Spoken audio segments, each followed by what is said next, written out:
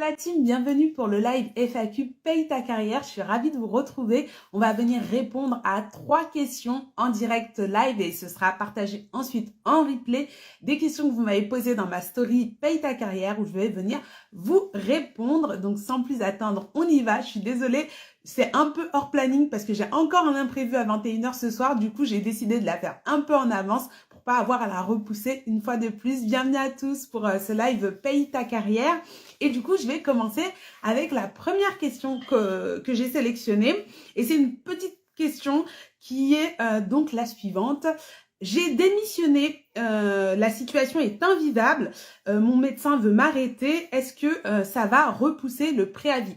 Il faut savoir que quand on est en préavis et qu'on est arrêté pour arrêt de travail, eh bien la durée de cet arrêt de travail va pas repousser le préavis, c'est-à-dire qu'en fait ta date de départ ne va pas être éloignée de la durée du préavis. Contrairement, par exemple, à si tu avais posé des congés payés, s'il n'y a pas d'accord de ton employeur, eh ben, ça repousse la date de ton départ parce qu'en fait, tu t'absentes pour congés payés. Il faut savoir que l'arrêt maladie, c'est pas le cas. Si tu tombes malade pendant ton préavis, eh bien, la date de départ reste la même et donc, effectivement, ça ne repousse pas la date. Donc, ça peut être une solution si, effectivement, ta santé mentale est en jeu et que ton employeur veut t'arrêter.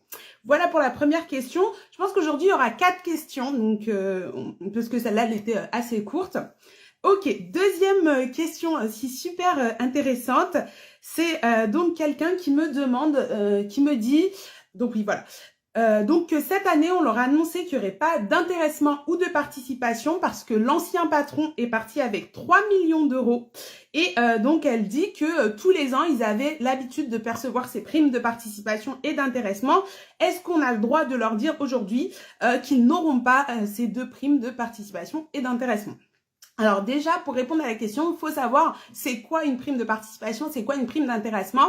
La prime de participation, c'est une prime qui est obligatoire à partir du moment où l'entreprise elle a au moins 50 salariés depuis 5 ans.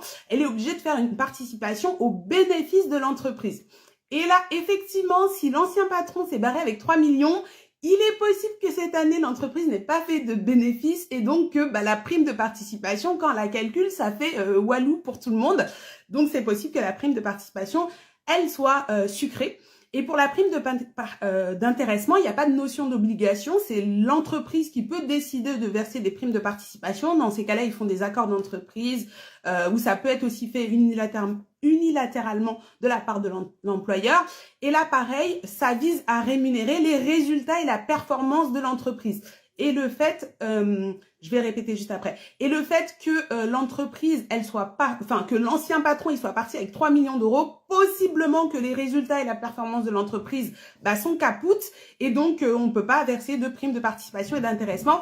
Et donc faut bien faire attention, c'est pas parce qu'on a eu l'habitude de percevoir tous les ans une prime de participation et d'intéressement que c'est du salaire qui t'est garanti. Ça dépend, c'est de manière très concrète, c'est lié aux résultats et aux bénéfices de l'entreprise. Donc, il est possible qu'il n'y ait pas eu de prime de participation ou d'intéressement. Et du coup, Salvadora, en fait, du coup, la question, c'était de savoir par rapport à la prime d'intéressement et de participation qu'une personne avait l'habitude de toucher. Et en fait, l'ancien patron, il est parti avec 3 millions d'euros. Alors, je sais pas dans quel contexte, on m'a pas précisé. Mais toujours est-il, on leur a annoncé que cette année, il n'y aurait pas de prime de participation et d'intéressement. Et je répondais au fait que... donc, la personne me demandait si c'était légal, si c'était normal, est-ce qu'ils avaient des recours. Et en fait, ces primes-là, elles sont calculées à partir du bénéfice et donc des résultats de la performance de l'entreprise. Et donc, effectivement, s'il y a quelqu'un qui est parti avec 3 millions, possiblement, il y a un trou dans la caisse et il y aura peut-être pas de bénéfices et de bons résultats. Et donc, possiblement, ces primes-là seront sucrées pour cette année. Ok, on passe à la question 3. Donc, c'est une question aussi que j'ai reçue. Super intéressante. Donc, c'est quelqu'un qui dit qu'il vient d'être augmenté et que donc il a reçu un courrier qui dit que ce sera effectif à partir du 1er mars, mais que lui, il est payé tous les 10 du mois. Et donc, il cherche à savoir est-ce qu'il y aura bien une régule pour prendre en compte la période du 1er au 9 mars qui est à pas bénéficier de l'augmentation. Et donc, c'est hyper intéressant parce que du coup, ça me permet de parler d'un sujet qui sont les dates qu'il y a sur vos bulletins de salaire. Faut faire super attention, faut savoir qu'un bulletin de salaire, il va du 1er au dernier jour du mois, de toute façon, quelle que soit la date à laquelle vous êtes payé. Et donc, faut pas tout confondre en termes de bulletin parce qu'il y a beaucoup de dates et elles peuvent porter à confusion. Donc, il y a vraiment la période de paye de votre bulletin de salaire. Donc, le bulletin va du premier au dernier jour du mois. Tout ce qui est salaire de base, c'est quelque chose qui est mensualisé, qui va venir tous les mois et qui donc concerne le mois complet du premier au dernier jour du mois. Donc, quand tu es payé le 10 avril, généralement, tu es payé le 10 avril pour ta paye complète du mois de mars, du 1er au 31 mars.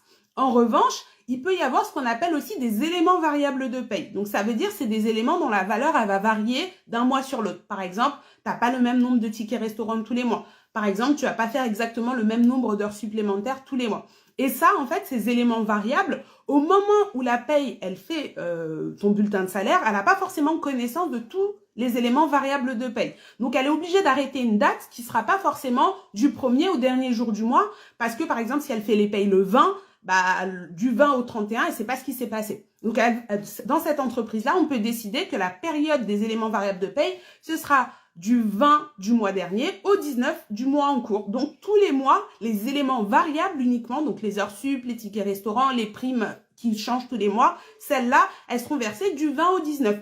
En revanche, tout ce qui va concerner les choses qui ne bougent jamais et qui sont toujours les mêmes, comme le salaire de base, eh ben ça va être versé donc pour le mois complet, du 1er au 31 du mois. Et donc, pour toi, qui est une augmentation de ton salaire de base, normalement, le 10 avril, si tu es payé pour la période du 1er au 31 mars, il y aura l'augmentation sur tout ton salaire du 1er au 31 mars. Donc, attention à ces dates parce que ça peut porter à confusion quand vous parlez au service paye en vous disant ça devrait arriver sur tel bulletin ou pas tel bulletin. Demandez-vous d'abord, est-ce que c'est un élément fixe dont je parle ou est-ce que c'est un élément variable? Et aussi, pensez à demander au service paye, c'est quoi la période des éléments variables de paye ici? Parce que si vous la connaissez pas, vous risquez d'avoir des surprises. Et il faut savoir que d'une entreprise à une autre, cette période, elle peut être complètement différente. Il y a des entreprises où la période des éléments variables, c'est un mois complet de décalage. C'est-à-dire que quand on fait la paye du mois de mars, on tient compte des éléments variables du mois complet précédent, donc du 1er au 28 février uniquement. Et ainsi de suite. Voilà donc pour la question 3. Et la dernière question donc j'ai pris, c'est comment négocier un changement désolée, je recommence. Comment négocier un changement d'échelon? On n'en parle pas assez. Et je suis bien d'accord parce que souvent on parle de comment négocier son salaire, mais il n'y a pas que le salaire qui compte dans le monde du travail. J'ai fait une vidéo sur YouTube, n'hésitez pas à la regarder. La classification conventionnelle que vous avez, elle est très importante et il faut qu'elle soit toujours d'équerre avec la réalité que vous vivez sur le terrain. Et pour négocier un changement d'échelon, si justement tes missions, elles se sont étoffées, tes responsabilités, etc., font que ça justifie un changement d'échelon, faut tout simplement prendre sa convention collective, regarder un petit peu le niveau de responsabilité, les fonctions et les missions qui sont par niveau d'échelon. Généralement, la convention collective, elle va toujours expliquer qu'est-ce qu'il y a dans chaque échelon et à quel niveau, on va dire, d'autonomie et de responsabilité le salarié qui est à cet échelon est censé occuper et quel type de tâches il est censé pouvoir faire.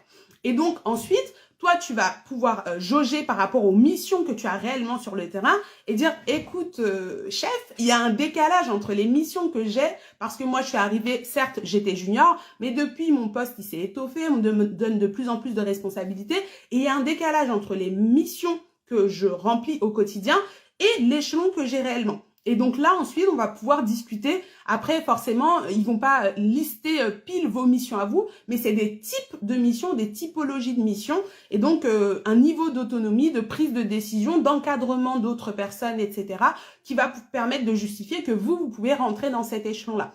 Donc, n'hésitez pas donc à aller voir vos RH, à aller voir vos responsables et vos managers pour le négocier. Et si vraiment ils veulent rien entendre, n'hésitez pas aussi à vous faire aider par vos représentants du personnel pour justement justifier aussi de cette évolution de l'échelon. Et ça, c'est super important parce que quand il y a des choses comme des licenciements, quand il y a des plans de sauvegarde de l'emploi qu'on appelle, ou admettons qu'il y a un rachat de votre société par une autre société, une fusion, etc.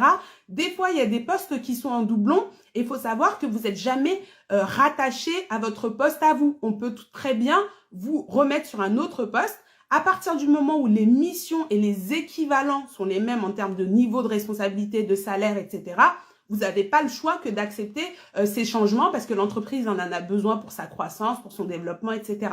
Et donc, si vous, au quotidien, vous avez des missions de responsable, vous chapeautez 12 personnes, mais que sur votre contrat de travail, votre bulletin de salaire, vous avez une classification qui vous positionne comme quelqu'un de pas autonome, qui peut être chapeauté par quelqu'un d'autre, etc., et qu'il y a un changement dans l'organisation qui fait que demain, il se retrouve avec 2 responsables, il faudra qu'il y en ait un qui saute, et celui qui n'a pas de classification pour prouver effectivement que oui, on est obligé de me reclasser sur la même classification, risque de se retrouver à un endroit qui va pas lui plaire. Donc vraiment, pensez au moins une fois par an, au moment des entretiens annuels, à regarder un petit peu sur votre convention si c'est d'équerre avec votre réalité terrain, pour pas prendre de risques. Après, vous faites ce que vous voulez, mais moi, c'est ce que je vous recommande en tout cas.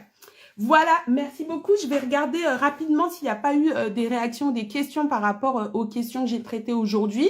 Et puis voilà, j'espère que ce live Paye ta carrière vous a plu. C'est des lives très courts où je vous réponds à vos questions. Si vous voulez poser aussi vos questions, j'ouvre la boîte à questions tous les vendredis dans la story Instagram et vous pouvez laisser votre question. J'en sélectionne 3-4 en fait et j'y réponds en live le dimanche soir en général. Mais là, comme dimanche j'étais occupée, je fais ça lundi. Voilà, voilà. Merci, avec plaisir Claire. Passez une très belle... je vous ai pas souhaité joyeuse Pâques.